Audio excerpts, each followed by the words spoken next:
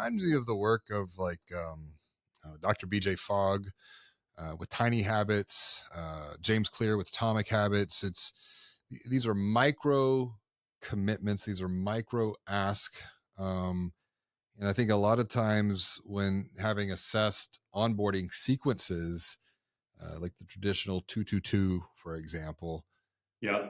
we're asking 3 to 4 to sometimes 5 different steps within one point of communication. And that creates a paradox of choice. So it's too complex. I'm going to do it later. I'm not going to do anything. I'll do it when I have time. I'll do it this weekend, but that time never comes around. And I know that you believe, and because one of the things that Joey Coleman was talking about is the first 100 days. You've Yep. taken that framework and moved it into the first 60 days. The first Yes, 60 sir. days are critical for educating account holders. Why is that? And what are the specific points of communication, or what types of communication, or what should be communicated within those first 60 days for a financial brand to maximize the relationship that they have with a new account holder? And I think that's the point. Once again, we have to remember that these are people. This is a relationship. The root of relationship is to relate. Where's the opportunity here? Yeah, relate and then sail that ship across this world ocean, right? So I think it starts with them feeling that connection to the story of your brand, and making sure that they understand that there's mission, purpose, and value behind this financial decision that they've made to bring their business to you. I think it's kind of wired into us, James Robert, that people go where they're treated best. Yeah. So if you're giving them that from the highest level seat in your institution, if you're giving them the sense that you care about their business at the CEO level, I think that's why we see these neobanks thrive, is because their CEOs are speaking to every single consumer right out the gate. That's in that initial welcome letter or email from the CEO. Mm-hmm. So I think there's something powerful about that. In other words, welcoming a new consumer or business to the bank or credit union is not below the CEO. That's really the tone that is set there, is that from the top down, we are working to earn your business. From there, in terms of actions and ways for them to get the max impact out of their new account, it starts out with that funding relationship. So in our guided onboarding experience, we're able to look down to the account on the core and determine whether funding has happened. A, if it has happened, B, we're able to give them a secondary ACH file to bring funds from an alternative financial institution altogether. So, for example, myself, I have 2 bank accounts. If I was to move to a third, I would want to be able to bring funds quickly from both of those accounts. And sometimes doing that outside of digital banking itself is a convenience. So from our perspective, promotions are also highly effective, James Robert, to get people to take action.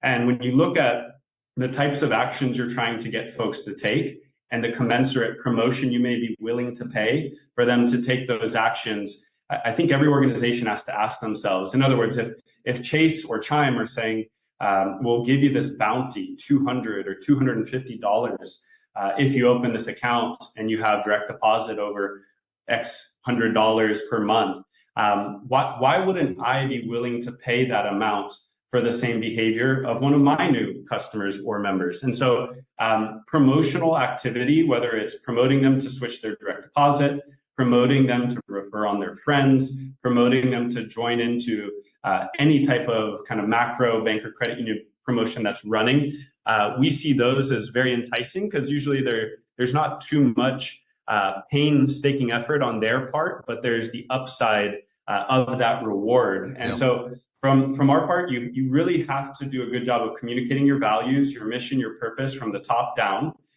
You have to do a good job of educating on the most important and influential products and services at their disposal with this account, and giving them incentive in the form of promotion to take those actions. So what we've done, James Robert, is gamified that initial onboarding experience. If you take these 5 to 7 actions, there's a $300 reward on the backside of it.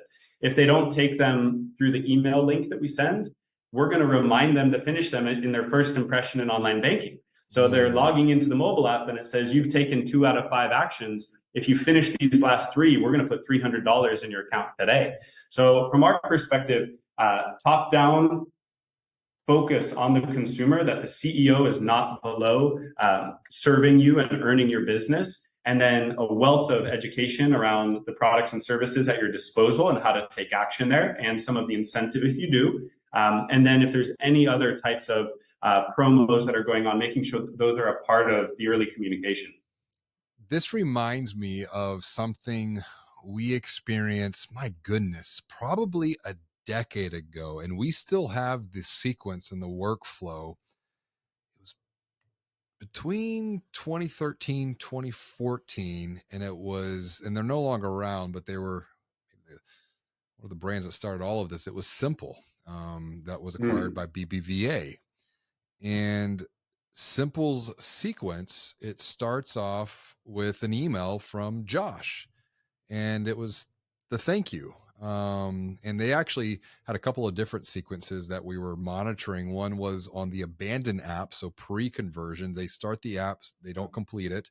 And then we also have the post-conversion. I think what was interesting when we look at the Simple narrative, the most powerful, even in today's digital world, and I think it's going to be even more so true in the age of AI. I want to get you, actually, we'll pause on where we were going. We'll loop back on this. We're going to take a little bit of a detour. The power of human connection, the power of people. I have a hypothesis that as we move further into the age of AI, I'm thinking, I could be completely wrong, but I'm thinking that maybe the pendulum is going to swing further back towards human connection. People connect with people. It's just the way that people connect with people. That's been the big transformation, particularly over the last 30 years since 1994 and the internet reaching the mass consciousness of humanity.